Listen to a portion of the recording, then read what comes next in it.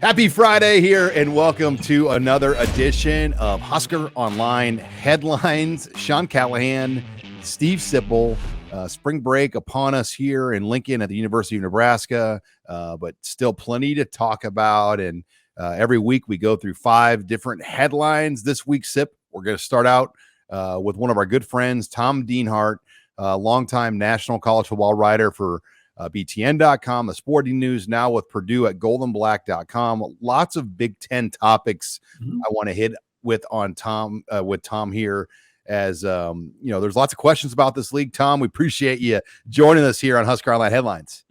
Hey, it's always great to speak to the Ruth and Gehrig of Nebraska Cornhusker sports coverage, guys. I see your smiling, happy faces and this high quality production. It's always an honor, guys. Well, it's an honor to have you. I've been reading Tom Dean Hart literally for 30 years. 30 years. Well, Tom, lots to unpack here with you about the Big Ten. And I guess I want to start with scheduling and the pods, because this league, as we know, is going to go to 16 teams in 2024. And the divisions are presumably done. And, there still could be more teams added to the Big Ten. We don't know that yet. What is, from the coaches you talk to, the sources you talk to, what is your read on what the Big Ten plans to do with kind of permanent games and how they want to schedule this thing going forward? Like you talked about, Sean, it's been widely speculated, widely reported that the Big Ten is probably headed toward just a single one division format beginning in 2024 when USC and UCLA join the conference. So you just have 1 through 16. The top 2 teams playing in a conference championship game. So I think that's almost a foregone conclusion from what I hear from some of the coaches I talk to. And just to backtrack a little bit, guys, a couple of weeks ago, there was a big meeting in Chicago with the head coaches, with the ADs, and other Big Ten administrators. And a lot of these topics were discussed. And from the people I talked to in the rooms there too, guys, one of the biggest points of debate is deciding how many permanent opponents each team will have beginning in 2024. Now, they're still going to have 9 conference games, but are you going to have 1, 2, or 3 protected rivals each year? And the sense I got is the coaches sort of lean toward just wanting to have 1 or 2. We'll see where they end up landing. But again, that's been a big area of debate. And if you read things and talk to people who cover the SEC, they may be moving toward 9-game league schedule, but they may have 3 protected rivals too. So that's going to be a very interesting debate to watch play out here. What is the debate? Like what is the point of contention in that topic? I think one coach I talked to wanted 0 or 1. He just thought they needed more flexibility. Okay. And having these schedules. I thought, I told him, well, I think the TV networks probably want Nebraska, Ohio State, USC, all the big brands playing each other as often as they can. So again, I think it's not a huge raging debate. I think you could probably find 1 or 2 permanent opponents for each school. Who would that third opponent be for each school? Maybe you have to stretch it a little bit. They also want to make sure schools play each other twice within a 4-year period as well, so you're not off somebody's schedule for a 5 or 6-year period too. Tom, this is more of an observation than a question, but you can comment on this from an outside perspective. This, in some ways, works against Nebraska because Nebraska's brand power almost works against it in that you mentioned some people would want to pair Nebraska with Ohio State and USC, which are thriving on the field, and their brand is thriving. It's not a great deal for Nebraska because they're not exactly thriving right now, right? Yeah. But it's still that brand, Sip, and you guys know that. The struggles in Lincoln have been well documented and chronicled. I know they've turned the page again, and maybe Rhule is going to be the guy who gets Nebraska back on track. But still, guys, Nebraska's Nebraska, man. That's why the Big Ten brought Nebraska in. They didn't bring Nebraska in to play Rutgers and Indiana. They brought Nebraska in to play these big brands to get big TV games. Yep. And so, it's just one of those unfortunate circumstances. Sorry, guys, you happen to be a popular school. Yeah. You happen to draw a lot of eyeballs to TV. So it is kind of a conundrum for a team like Nebraska that's still trying to really find its footing as an elite school. Right. Well, and Tom, conference realignment, obviously still a huge topic, mainly with the Pac-12 and even the ACC to an extent with their grant of rights agreement. But you're hearing a lot of things about Colorado, Utah, Arizona State leaving the Pac-12 to the Big Ten, or excuse me, to the Big 12. Yeah. What does that do with Oregon, Washington, Cal, Stanford? I mean, do you get the sense that any of those teams would have a standing invite? Could they get an invite to the Big Ten on a reduced financial agreement where they're not going to get the USC, UCLA deal? I mean, is there a path that these teams could be in the Big Ten sooner rather than later? I've not really dug deep into the weeds on if they did join, if they would have to take a reduced cut of the media rights or not. But just listening to the key reporters out on the West Coast, John Canzano and John Wilner, if you listen to their podcast, those guys are as dialed into the Pac-12 as anybody. They're in Las Vegas this week for their basketball tournament. They think there's going to be some release maybe at this juncture of their upcoming TV deal. They've been kicking the can down the road with this thing for weeks, and that's got a lot of people going, what's going on here, guys? So maybe we'll get some real tangible news, an announcement on what their TV contract looks like. Some of the people may not be happy, guys, if it's got a heavy streaming component to it. The money may be good, but the exposure is not good. So there may be some unhappy customers is what I'm trying to say. And again, you hear about those four corner schools, Utah, Colorado, Arizona State, maybe coming to the Big 12. And if that happens, I think the Pac-12 is over. I think Oregon and Washington, we all know, want to come to the Big 10. I think the conference, I know Kevin Warren would have liked to have had them. How soon they could be folded in, who knows? Would that include Stanford and Cal? Possibly. I think you need some more schools out west. Don't you guys, with this USC and UCLA? I think it's an inevitability, honestly, to have more of a Western edge of the Big Ten at some point. For me, it just seems like it's not a matter of if, but when maybe some of this stuff starts to fall apart for the Pac-12. Maybe I'm wrong. Well, and just think about what it would do, Tom, with time zones. If you were able to control inventory in the Mountain and the Pacific time zones with marquee matchups and Pac-12 venues right now, UCLA, Oregon, USC, Washington, with the Michigan, with the Nebraska. I mean, there's a lot of value to control that inventory when you talk about those time zones. It's huge. You're exactly right. More big time, very good academic schools too. But more inventory you spoke about, more partners out west to help with the travel and whatnot for USC and UCLA already. And then, Sean, you talked about the ACC a few minutes ago too. You guys have seen Florida State, Clemson starting to squawk. Hey, we want a bigger share of the TV pie. We bring the most eyeballs. The TV says, why does Wake Forest and Duke, why do they get the same? Why is their check as big as our check? So you can see there's already fissures there. And I don't know if they're going to have a breakup or not. You know those schools want to get out, guys, right? You know the grant of rights is till like 2036. They're doing the math. They're getting like $30 million a year less than these Big Ten and SEC schools. Florida State, Clemson, they know they can't keep up. I can't imagine they're going to sit still and let themselves fall into disarray, fall that far behind monetarily while these other schools continue to enrich themselves and to build their programs. That's going to be really interesting to see if the ACC ever does get broken up like that. What does it mean when we talk about this, where the Florida State AD is concerned about being $30 million behind Purdue? I mean, behind Ohio State, behind Nebraska, behind SEC schools. You've covered college football for a long time, Tom. What's it mean? I mean, what do you think goes through that AD's mind when you're $30 million behind in a media rights deal?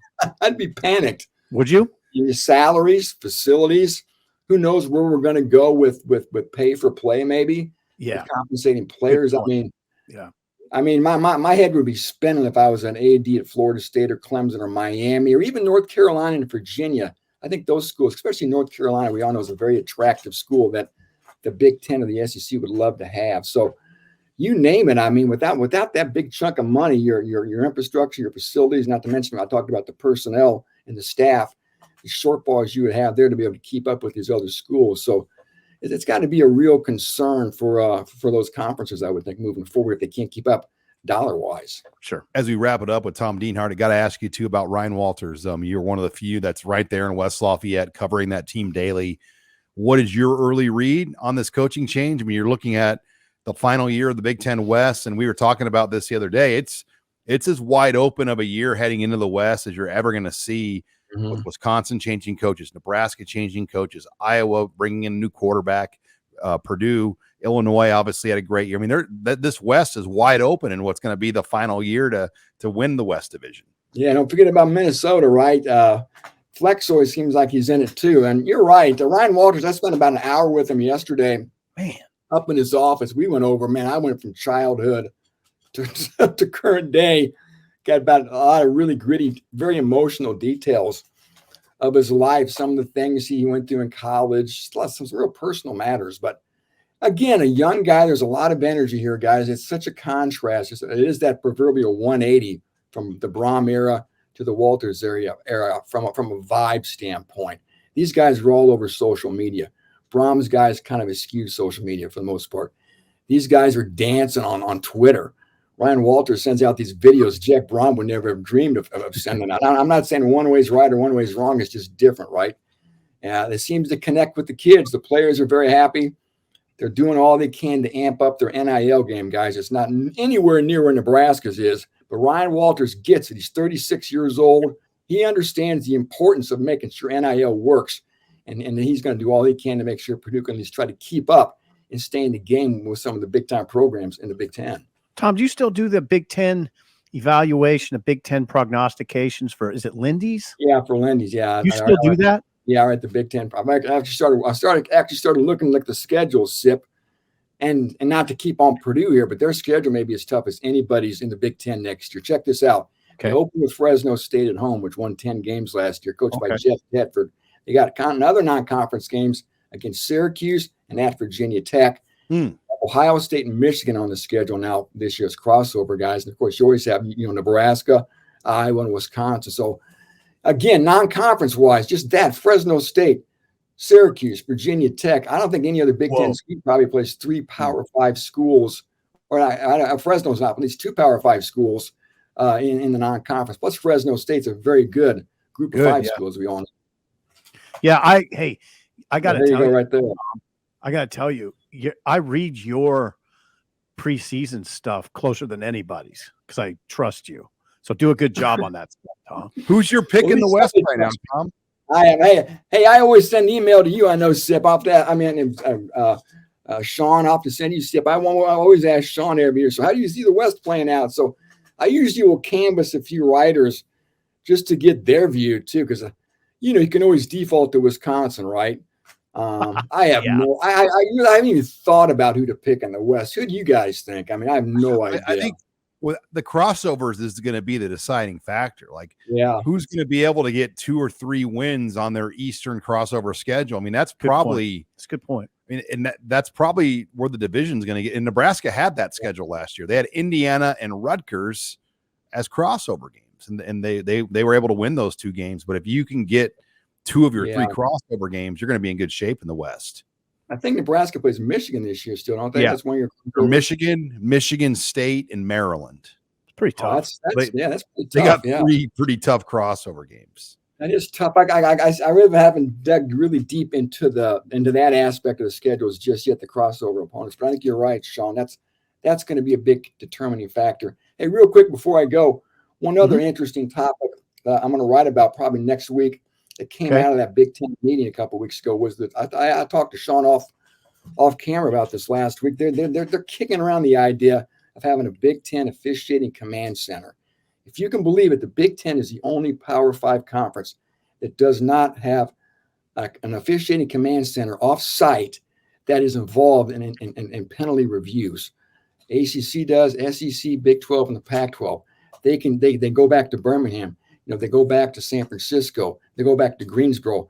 They help them fish. They help them overview these official calls. And the Big Ten's really thinking about finally making that plunge. Imagine it would be in Chicago, right? And anytime there's a penalty review, Chicago would be involved in helping make the decision, sorting it out. You mean that's live? I mean, during the game or? Just like a Major League Baseball does. You see those guys that their people in New York are helping to sort that out in New York. It's up in New York City. So the Big Ten is the only conference, the only power conference that doesn't have an off-site officiating command center. So that'd be interesting to see if it happens. It sounds like they may be moving toward that, but that was one of the other bigger, I think, things that really came out of that. And guys, I had 2 coaches tell me, I don't think it's going to happen, but they've even discussed getting rid of the Big Ten championship game. Whoa. That's the coaches. I don't think it's ever going to happen because of the money. Money. I think they worry about another hurdle. We all know it's another hurdle to get a playoff bid. And now I think going to a 12-team playoff, losing the Big Ten title game probably isn't going to be as detrimental as it has been with just a 4-team playoff. But I thought it was very interesting when I heard that they even brought that up and discussed it. There's just no way the league's going to give up 70,000 tickets to sell to that game, along with the television revenue. There's just, in the city of Indianapolis, I mean, there's just too much there for them to walk away from a championship game. Other than money, what's the value? Not the money's got a lot of money, right? One, Tom Osborne was the very first proponent of conference title games back when the Big 12 formed. He was the one guy that voted against the Big 12 title game because he said back then, there will be a year where this costs one of our teams to go to the national championship. And but you don't think it will now with the 12 No, it won't now. You're right. With 12 you're probably still going to get an at-large bid, right? If you lose the game. My fear, though, this is my fear, is you could have an Ohio State, Michigan rematch back-to-back weeks. You think that's that bad, though? People always talk about that. Is that bad of a thing? I'd still watch. Yeah, but I'd still watch. If you're one of the participants, though, that's what you think about. I got you. Yeah, I don't know. I don't know how coaches would look at that. I mean, I'm not talking about coaches at other schools. I'm talking about coaches at those schools. What would they say about it? Do the kids care? I don't know that the kids would care that much. Fans would love it. Yeah. What if they played in the playoffs, though, too? That'd be 3 games. That'd be something. I mean, Nebraska played Washington 3 times, and they played them twice in a season. They played them 3 times in 12 months. Yeah, that was ridiculous, too. That was ridiculous. But, hey, Tom, we could talk all day. We're going to have you on again, though. We appreciate you stepping into Headlines with us. You bet. Anytime, guys, and I know I'll probably see. I'm guessing it's going to be in Indianapolis in July. It is. So it's always fun. You know how much I love seeing you guys, and I appreciate your time and your insight and your expertise and your friendship.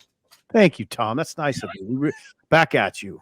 Thanks again to Tom Dean Hart joining us here on Husker Online Headlines. Man, a lot of knowledge there. How about the command center? The divisions, the schedules, the realignment. And his talk with Ryan Walters, it sort of parallels Nebraska in a sense, Sean, in that how much different Ryan Walters is than his predecessor Brom.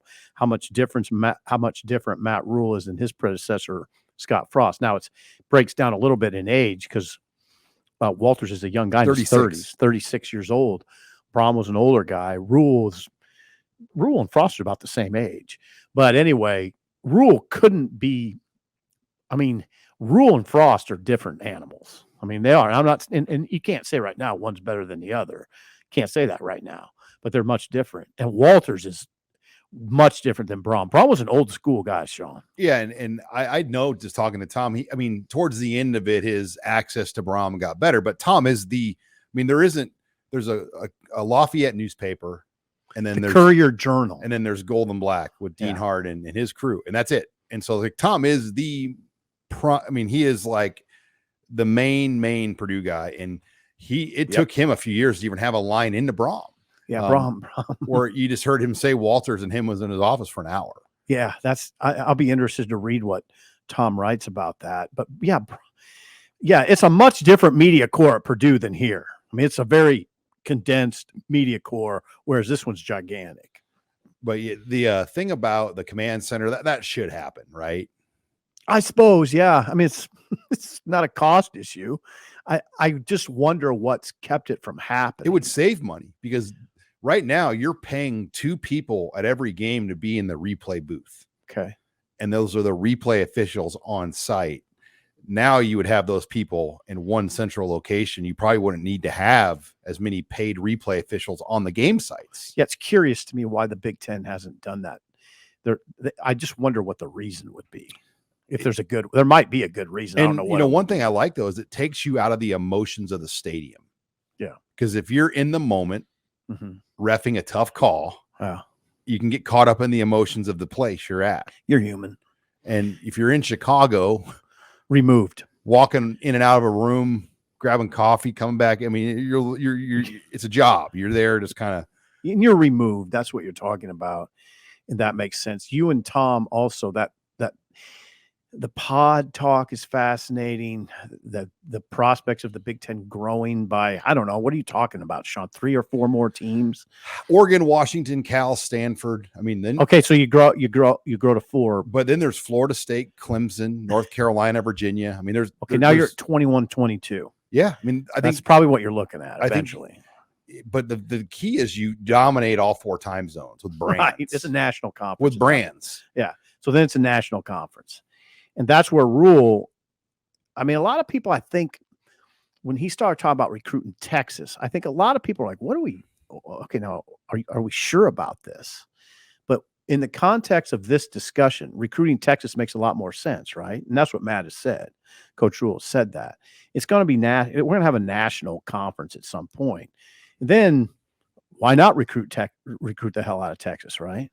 Makes sense. It makes more sense in that context than the current context. I mean, the way it's heading with the SEC and the Big Ten, it's almost like the NFC and the AFC. You're going to have 2, separate divisions of football where potentially the winners of those leagues could play for a championship. Yeah, I guess. I don't know how appealing that is to people because that's not really college football at that point. No, I mean, the money has gotten to the point. I know everything's about money, but I'm talking about appeal. I don't know how appealing that is to people.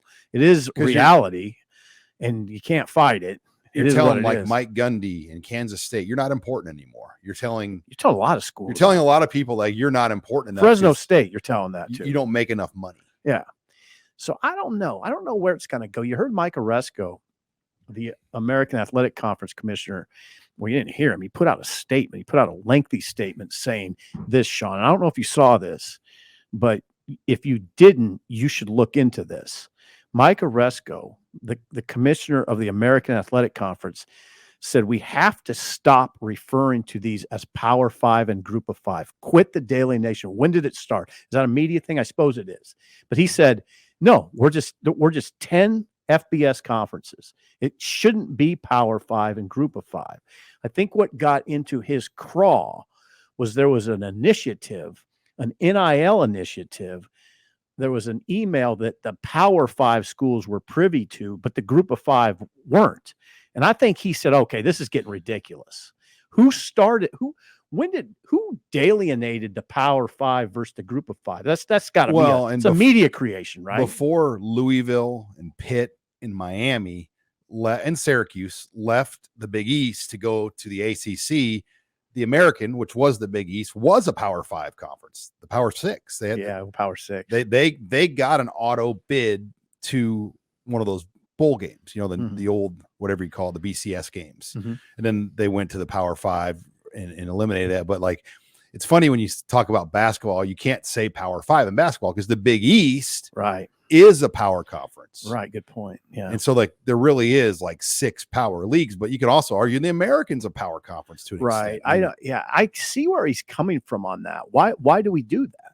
I mean, why do we say money? Yeah. You're labeling people based on how much money they bring in. And in the Pac-12 though, like why are they considered a power conference right now? The Pac-12. Yeah, well, right. Exactly. If UCLA and USC are gone, right. What makes them a power conference? Yeah, good point. So lots to talk about. Real quick on the scheduling, I always just assumed it was locked in at 3 per team. I know you assume that. You talk about it all the time. Well, that's what right.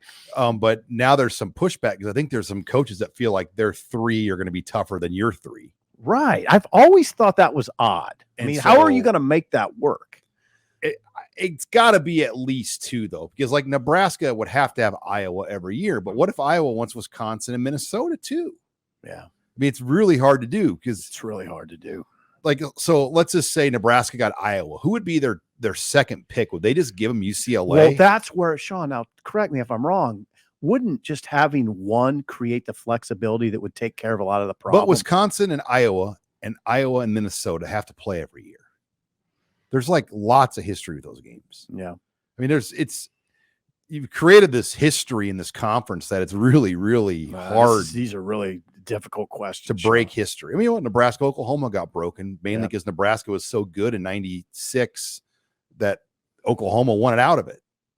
and they stop playing every year. Yeah. So you eliminate the divisions in some of these rivalries. How do you protect them? How do you protect them? That's what you're tough. That's what you're dealing with. All right. Next headline: Commitment Week is over in Lincoln. What is Commitment Week?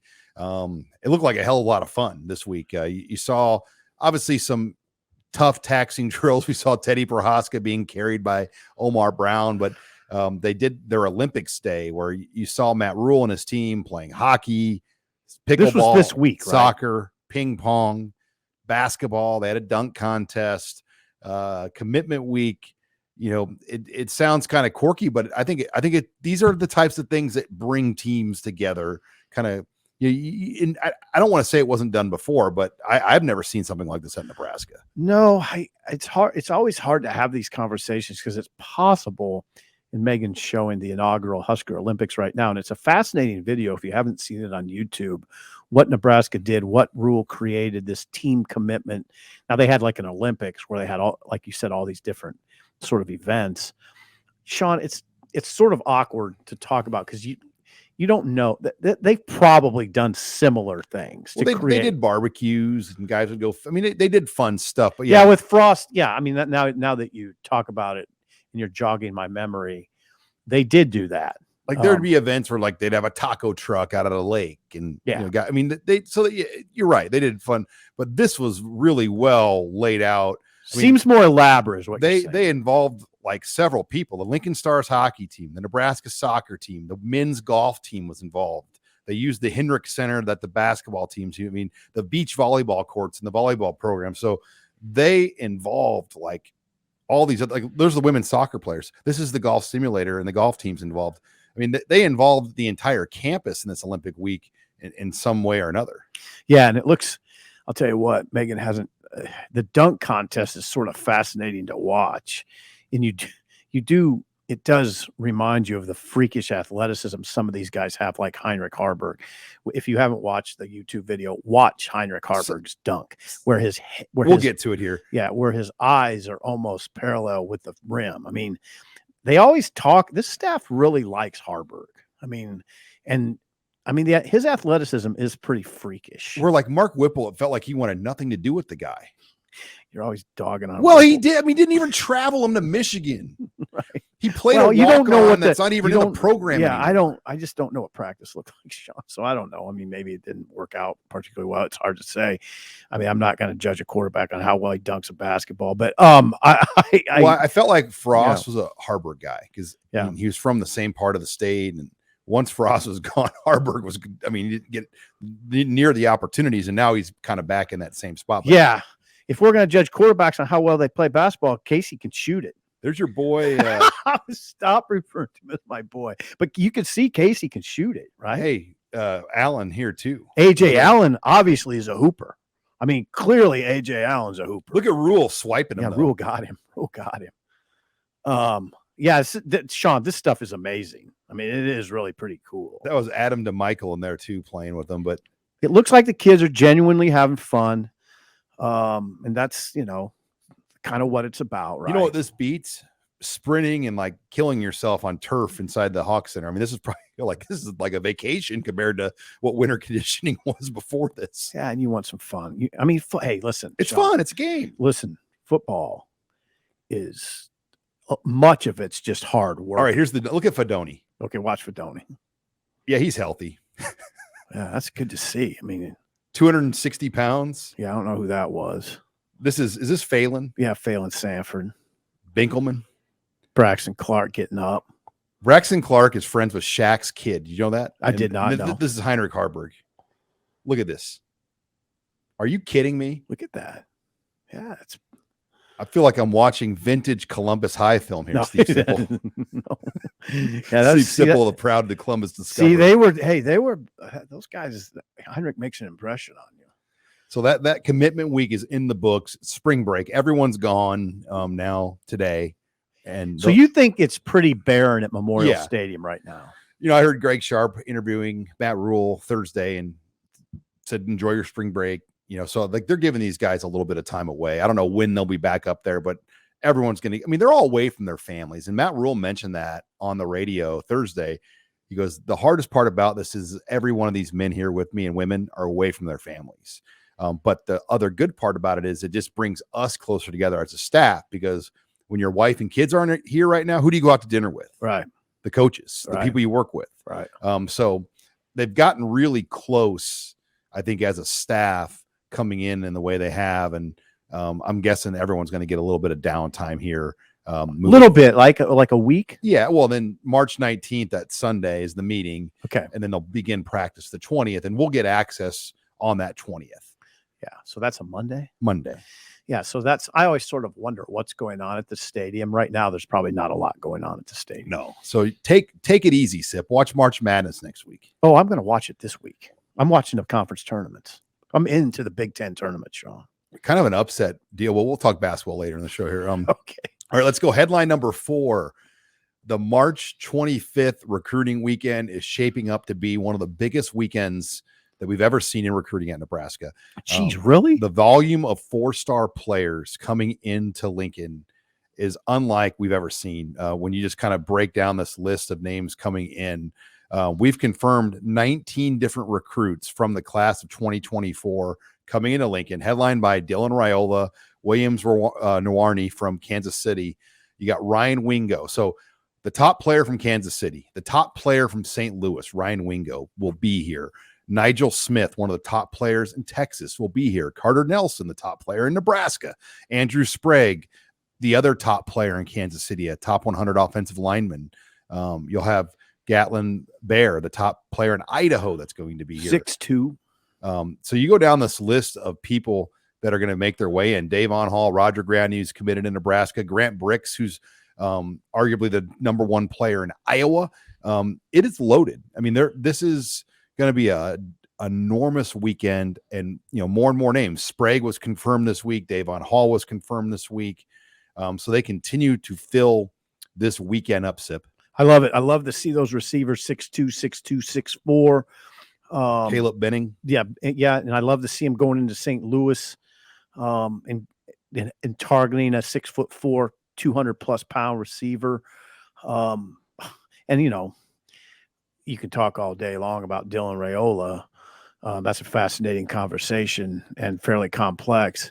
But yeah, that'll be a gigantic weekend for Husker Online for sure. Well, and then you talk about Dylan Raila. He visited USC a week ago, so his RPM on 3 is now favoring USC heavily. In fact, a lot of the projections, whether they're on our network or 24/7 or other places, are leaning Raila to USC. But as we know, this thing is far from over. It's so far from over. And why do you say that? Because there's more visits. He's going to Georgia March 18th. So next weekend. Then he'll be at Nebraska March 25th. He's made that will be a 6th trip to Nebraska. And he's not visiting Oregon until late April. Right? Yeah, and his visit to Oregon right now is set up for, let's see, April 24th, April 25th. April 29th. Oh, okay, April 29th. So Nebraska's spring game is the 22nd. The next weekend is the 29th. That's really the last weekend of spring games in college football. He will visit Oregon at the tail end of spring ball for the whole country. And if he makes that visit, we know that Dylan Raila's recruitment is going to go into May. Yeah. Okay. So it's a really fascinating story. There's 2 things that really got my attention. Chad Simmons of On3 talks to Dylan, and that article that came out recently, there's 2 main things that really got my attention. One, saying he definitely wants to visit Oregon. That visit's going to happen. Okay. I mean, some people would say, oh, will he really go that far into this? I think he will. He said he definitely wants to visit Oregon. And a lot of people had opened their eyes. And if you're a Nebraska fan, I think it was sort of frustrating that he talks to Lincoln Riley every day. A lot of people saw that and thought, oh God. That was a pretty big piece of information though. It was. I mean, he was quoted as saying, and I read it and thought, oh God, that seemed it. And now maybe Dylan didn't, maybe, I don't know. I mean, maybe it doesn't mean as much to Dylan as it does to onlookers like us, but yeah, definitely got a lot of people's attention. Nebraska's in this though. There's no doubt about it. Nebraska is right in the hunt. And that's what his dad has kind of said to me. His dad, obviously, I mean, come on, his dad loves Nebraska. And his dad has said things like, at least we, meaning Nebraska, is in the hunt, right? We're in the hunt. We're in the conversation. That's all you can ask for. Yeah, right? and one of the latest RPMs, Justin Hopkins, who's the Oregon expert for On3, he's got a 75% confidence right now for Dylan Raila to USC. Okay. So that really skewed up that number to put him to USC. Nebraska had and Georgia had been kind of out in front, but this latest visit changed things. And there was a camp of people in the media that really thought that Raila could be like a silent to Nebraska. And I know you never really bought into that. I didn't understand it. Because, I mean, you have direct access to Dom. Yeah, unless Dom was just steering me wrong. I just never understood how that could be. He is in communication with Nebraska recruiting targets. I think that's what's really confusing. Like, he talks to Isaiah McMorris, Carter Nelson, you name it, like all these recruits. He's visiting with a lot of them around the country, but doesn't necessarily mean any of those guys are going to Nebraska. None of them are committed to Nebraska yet. Right. Yeah, it's very interesting. There's a lot there. It's going to be fun to follow, no doubt. All yeah, right. my advice to people is don't try to read a 17-year-old's mind. I mean, I'm not trying to do that. I'm just keeping an open mind on it. Final headline: Nebraska basketball, disappointing loss at the Big Ten tournament in Chicago. They fell to Minnesota, a team that they had beaten twice all year. They looked after that win in Iowa as a near lock to the NIT because most people were projecting them to beat Minnesota, get 2 games over 500 at that point, then maybe lose a game after that, be 1 game over. Now they're at 500. Lots of questions on the NIT SIP. Are you going to be watching that NIT selection show very closely on Sunday? Usually Matt Schick is the host of that thing, so yeah, maybe Schick will give us some intel. I don't know. I think Nebraska's got a chance to make it. I mean, I talked to I know you make fun of me for this, but I talked to a bracketologist. Well, he was on my radio show. The NIT bracketologist. Yeah, there is an NIT John Templon. Shout out to John Templon, and he's very good. If you read his blog, he's very dialed in. He's done this for 10 years. He gives Nebraska a 30% chance. Now that was after the loss. That was Thursday that he said that. Now, if North Carolina, Sean, doesn't, I think North Carolina, there's a chance that they say we're not going to play. All right, Texas Tech isn't going to play in the NIT. North Carolina is not going to play in the NIT. Maybe Michigan says we don't want to play in the NIT. Well, that all obviously enhances Nebraska's chances, right? So I think Nebraska has a chance to get in. The loss to Minnesota was obviously disappointing. It shocked me. And now a lot of people say, why would you be shocked? Nebraska was a better team. I don't buy I never get into that. Well, it's hard. SIP. It's so hard to beat a team 3 times in 1 year. That is psychological mumbo jumbo. If you think it doesn't happen, well, I will tell you this. It just happened twice on Thursday. Minnesota lost to Maryland 3 times this year. Penn State beat Illinois 3 times this year. It's not that don't use that as an excuse. It's hard to beat a team 3 times. Come on. There's sweeps in pro sports all the time. I don't know. I give Minnesota credit more than I knock Nebraska in this particular game. Minnesota probably underachieved this year to a pretty high level. They're not that bad a team. Well, their length, it gave Walker and Griesel problems. Absolutely, Sean. And I think the first 2 times they met, Walker had his way. Griesel had his way. Sort of, Sean. It was an overtime game in Minneapolis. But they didn't get, like, the shots were being altered, though. Like, you never got clean looks. I mean, their layup percentage, Robin Washut had that number, and it was startling how many layups Nebraska missed around the rim. Yeah. I think they're 18 for 33. Which is a lot of misses. Point blank misses. 18 for 33. Togenama, if you let him breathe, he'll make it. But the problem is no one lets that guy breathe. I mean, he is literally covered as tight as any player you're going to see. And what you notice now is they're putting long athletic guards on him, guys that can move. And they just overplay him like crazy. Yeah, it's tough. Now, Tominaga does a great job of moving. We all know, we talk about that all the time, how well he moves without the ball. And Fred is, if there's anybody, there's not too many people in the world that I would take as a coach who can get a guy open than Fred. Hey, Sean, you talk to any coach, insider information, whatever, they will tell you Fred's offensive designs are freaky. I mean, he knows what he's doing. So that's a good team to have Tominaga and Fred together. But yeah, I mean, immensely disappointing loss, And immensely. And now lots of questions about what's next for the roster. I mean, will Toma be back? Tominaga. Sorry, I just totally That's Friday okay. fumbled that one. It was just like I'm just going to keep going. Yeah, that's fine. It was like Chris Fowler trying to say Ndamukong Suh's name in the 09 Missouri game. He couldn't get it right the entire game. Yeah, I still just say Sue. And he was like, Ndamukong. I mean, he was just all over the place. And by the end of that 09 Thursday night game in Columbia, where it poured rain the entire game, he was just calling him Mr. Sue. Yeah, that's probably the best route to take. I mean, he could not get Ndamukong off his tongue. Yeah, so as far as the transfer portal goes, no, that's fine. With Hoiberg, you're fine.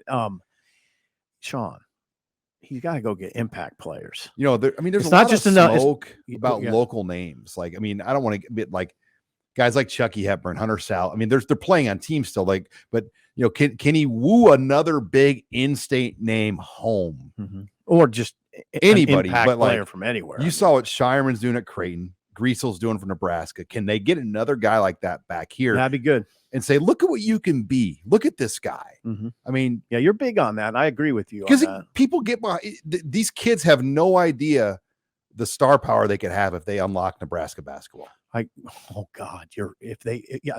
Well, they can have star power if they don't unlock it. But yeah, if they would unlock it, I can't even imagine the star power. Sam Griesel, if he doesn't play basketball overseas, he will be a very rich man in Nebraska. He's wants to be. Yeah, he's gonna have a lot of job opportunities in this place. Yeah. Now, God dang, you just said something that's really provocative. The idea of a kid just going. How about being part of the team that wins 2 NCAA tournament games at Nebraska?